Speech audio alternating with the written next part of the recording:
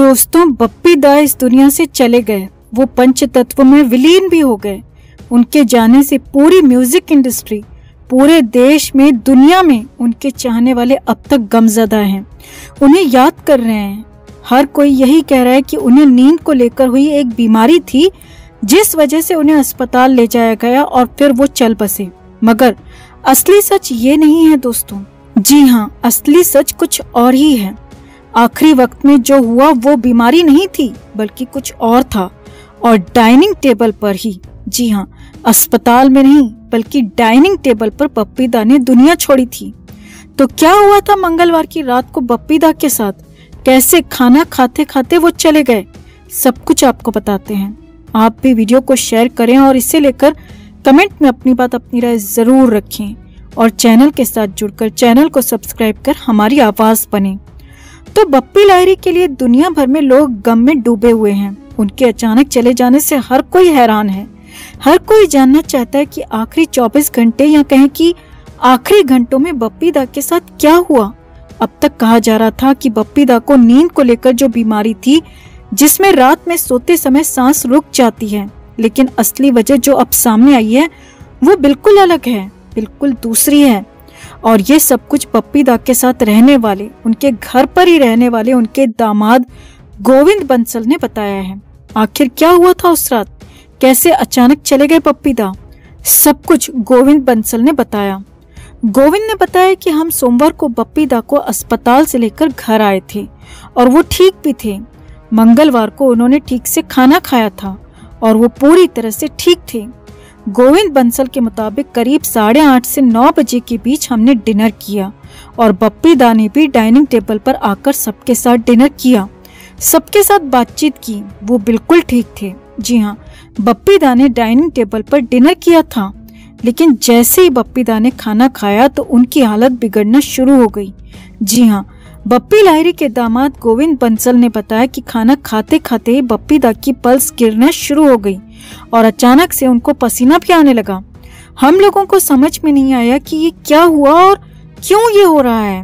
गोविंद बंसल ने बताया कि तुरंत ही डॉक्टर्स को फोन किया गया तो डॉक्टर ने बप्पी दा को अस्पताल लेकर आने को कहा और हम तुरंत ही उन्हें लेकर अस्पताल पहुंचे।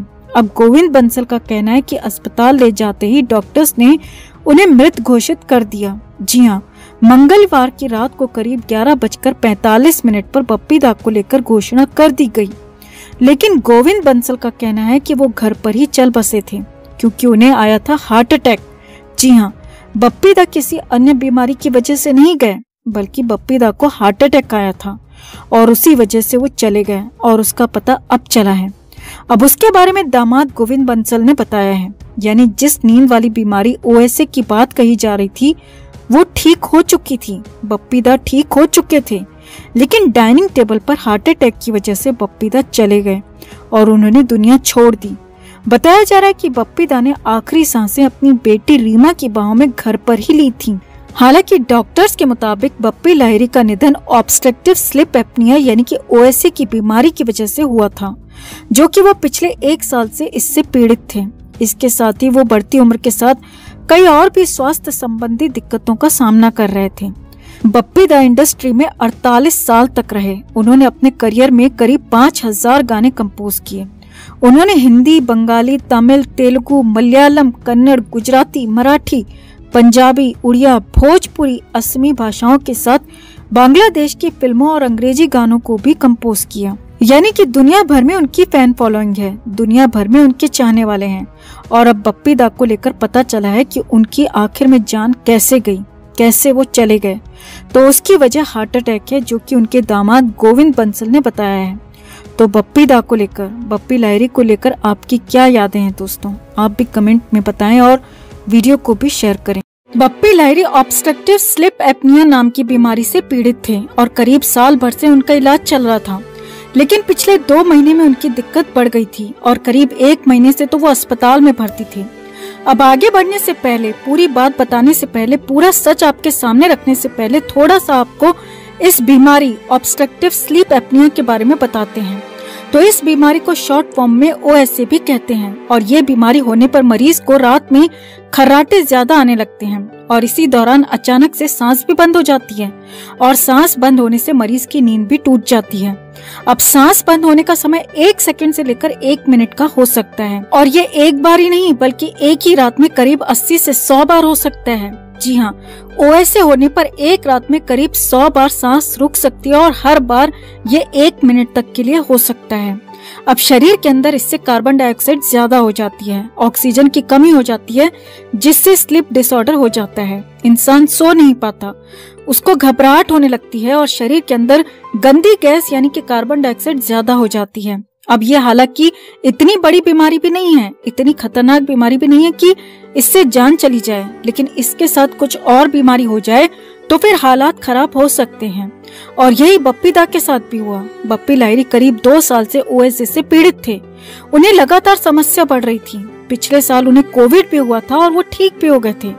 अब इधर करीब 2 महीने पहले उनकी समस्या बढ़ गई और करीब महीने भर पहले उन्हें चेस्ट में भी इन्फेक्शन हो गया था, जिसके बाद उन्हें मुंबई के अस्पताल में भर्ती कराया गया, जहां पर उनकी दोनों ही बीमारियों का इलाज भी किया गया, OSA का भी और चेस्ट इन्फेक्शन का भी।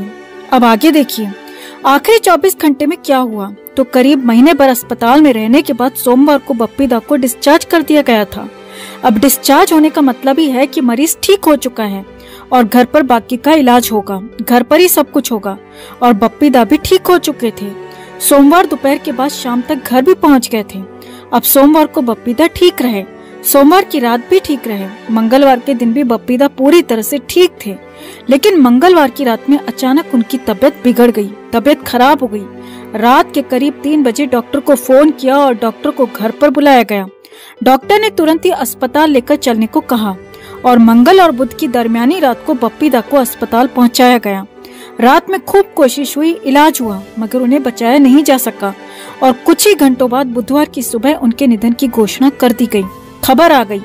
मशहूर सिंगर कैलाश खेर को बप्पी दा अपना दामाद कहते थे और उनके दामाद कैलाश खेर ने ही बताया कि बप्पी लाहिरी की हालत पिछले 6-7 महीनों में ज्यादा बिगड़ गई थी, लेकिन पिछले 1 महीने में हालात बेहद खराब थे।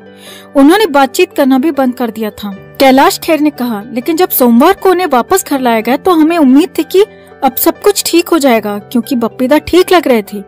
अस्पताल में डॉक्टर्स का कहना था कि वो ठीक हैं और बहुत जल्द रिकवर भी कर लेंगे, लेकिन अचानक 24 घंटे में उनकी जिंदगी ने पलटी खा ली। कैलाश खेर ने बताया कि हमें नहीं पता कि डॉक्टर्स ने उन्हें डिस्चार्ज क्यों किया। जब वो ठीक नहीं थे तो उन्हें डिस्चार्ज नहीं करना चाहिए था, क्योंकि अस्पताल से घर आने के 24 घंटे के अंदर ही वो चल बसे। 24 घंटे भी वो घर पर नहीं चल पाए। हालांकि कैलाश खेर ने सीधे तो कुछ नहीं कहा, सीधे तो सवाल नहीं उठाए, मगर इशारों में साफ साफ सवाल खड़े कर दिए कि डॉक्टर्स की तरफ से लापरवाही हुई है, क्योंकि OSA की बीमारी इतनी बड़ी, इतनी भयानक नहीं है कि इससे किसी की जिंदगी खत्म हो जाए। और पिछले करीब 1 साल से उनको ये दिक्कत थी, लेकिन इस बार डॉक्टर्स उन्हें संभाल नहीं पाए, गलत अनुमान लगा दिया और वही गलती बप्पी दा पर, बप्पी दा के चाहने वालों पर भारी पड़ गई। और इसका साफ मतलब है कि बप्पी लाहिरी को बचाया जा सकता था, वो बच सकते थे। जी हाँ, ये बड़ी बात कह रहे हैं हम कि उन्हें बचाया जा सकता था, मगर ऐसा हो नहीं पाया और उन्होंने दुनिया छोड़